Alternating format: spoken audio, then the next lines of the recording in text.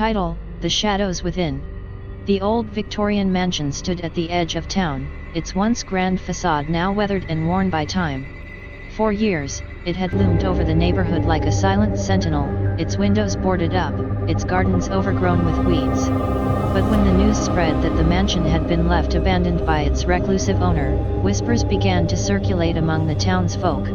Rumors of strange happenings and ghostly apparitions swirled around the dilapidated mansion like a shroud, fueling the curiosity of those brave enough to explore its decaying halls. And so, when the lawyer's letter arrived, informing Jonathan Crane of his inheritance, he couldn't resist the call of the unknown. Jonathan had never met his great-uncle, the eccentric recluse who had lived in seclusion for decades. But the promise of a grand estate and the allure of uncovering the mysteries hidden within its walls proved too tempting to resist. With a sense of trepidation and excitement, Jonathan set out for the mansion that would soon become his new home. As he approached the wrought iron gates that guarded the entrance to the estate, a chill ran down Jonathan's spine. The air seemed to crackle with anticipation, and he couldn't shake the feeling that he was being watched. Ignoring the voice of doubt that whispered in the back of his mind, he pushed open the gates and stepped into the overgrown garden beyond. The mansion loomed before him, its towering spires reaching towards the sky like skeletal fingers clawing at the heavens. Ivy crawled up its walls like a creeping parasite, and the windows stared back at him like empty, soulless eyes. But despite its eerie appearance, Jonathan felt a strange sense of belonging wash over him as he crossed the threshold into his new home. Inside, the mansion was cloaked in shadows, the only light filtering in through the dust-covered windows. Jonathan's footsteps echoed through the empty halls as he made his way through the labyrinthine corridors, each room shrouded in darkness and secrecy. As he explored further, Jonathan began to uncover clues about his great-uncle's mysterious past. Strange symbols adorned the walls, ancient books filled with arcane knowledge lined the shelves, and curious artifacts lay scattered throughout the mansion like remnants of a forgotten time.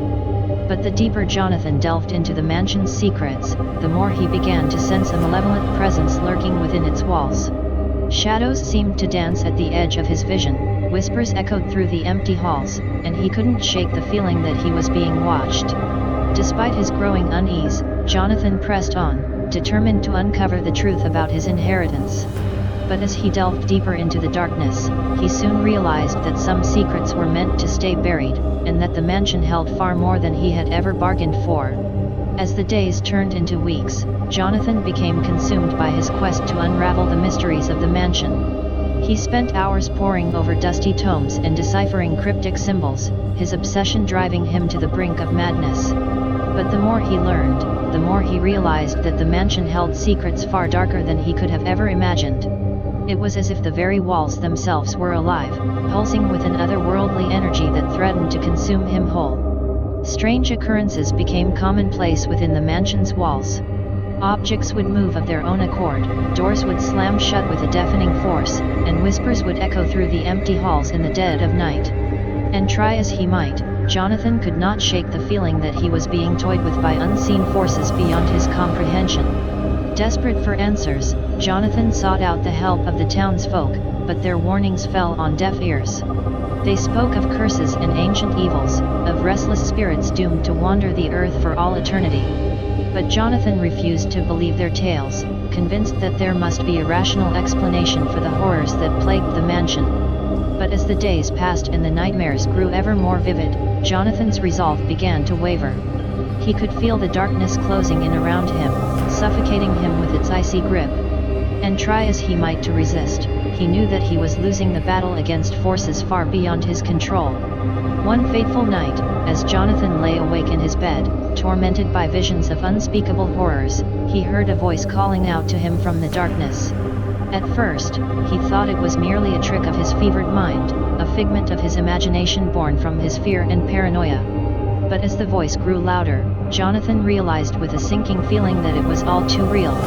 It whispered to him in a language he could not understand, its words dripping with malice and contempt. And as he listened, paralyzed with fear, he felt a presence looming over him, its cold breath sending shivers down his spine. With a sudden burst of courage, Jonathan threw off the covers and leaped out of bed, his heart pounding in his chest.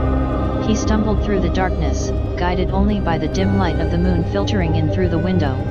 And as he reached the door to his room, he hesitated for a moment, his hand trembling as he reached for the handle. But before he could turn it, a force slammed into him from behind, sending him crashing to the ground. He cried out in pain as he felt a pair of icy hands wrap around his throat, squeezing the life out of him with a vice-like grip. Desperate for air, Jonathan clawed at his attacker's hands, his vision growing dim as darkness closed in around him. And just when he thought he could hold on no longer, the hands released their grip, and he collapsed to the ground, gasping for breath.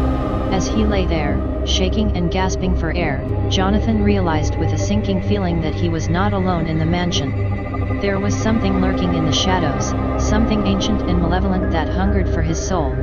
And try as he might to escape, he knew that he was trapped in its clutches, doomed to spend eternity wandering the halls of the mansion as a tortured spirit, forever haunted by the darkness that lurked within.